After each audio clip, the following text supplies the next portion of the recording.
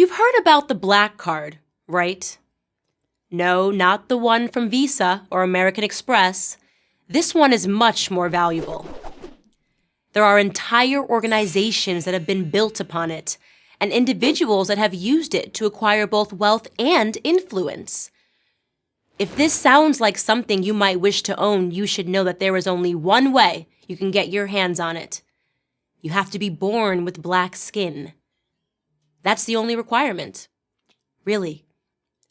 You can be poor, middle class, rich, it doesn't matter. The black card will still confer upon you an entire history of oppression, even if you've never been oppressed. Flash the black card and most white people will cower. Play the black card expertly and you can win awards, make millions, all the while claiming that the people who got you there somehow hate you. With a black card, you can sell books full of indecipherable prose, because with a card that powerful, who cares if your words make any sense? You can call yourself a civil rights leader and shake down multinational corporations, or you can torch your own neighborhood because you didn't like the outcome of a grand jury verdict. Ironically, the people you might think have the most legitimate claim to the black card refuse to use it. Take my grandfather, for instance. He raised me from the time I was 9 years old. Born in 1941 in rural North Carolina, he started working at age 5, laying out tobacco to dry on a sharecropping farm. Jim Crow, separate drinking fountains, and the KKK were ever-present realities. He was 17 when he married my grandmother. He made a living cleaning homes and office buildings until he saved up enough money to open his own cleaning business. The thing is, he never played any card. Nor did my grandmother.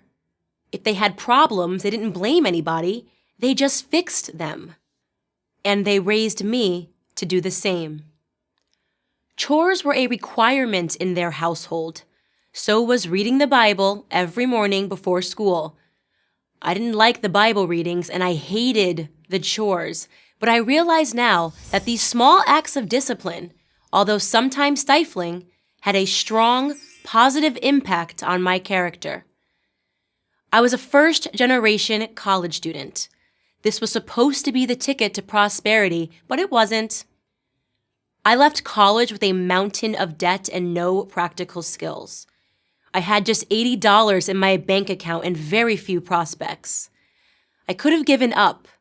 I could have dug deep into my history and declared myself a natural product of ancestral oppression.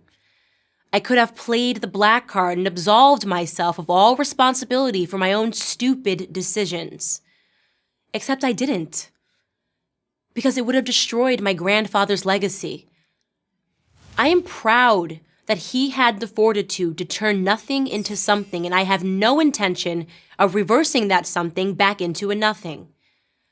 My attitude comes with a price, however, because if you are born black and you don't accept your natural status as a victim, then the validity of your blackness is immediately called into question.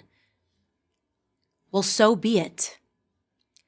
If believing in myself, if accepting the responsibility for my failures somehow disqualifies me from owning an imaginary card, then let me be the first to declare that I don't want one. I also don't want Cornel West, Al Sharpton, or insert anyone else who uses their skin color to game the system as a role model.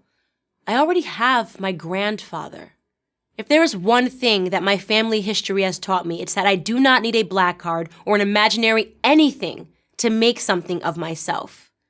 For the record, my grandfather, now retired, lives in a home that he and my grandmother built on a plot of land they purchased in North Carolina, the very same sharecropping farm that he worked on as a small child. His story is unique. His story is beautiful because it's American. And that's the only card I've ever been interested in playing. I'm Candace Owens for Prager University. Thank you for watching this video. To help keep PragerU videos free, please consider making a tax-deductible donation.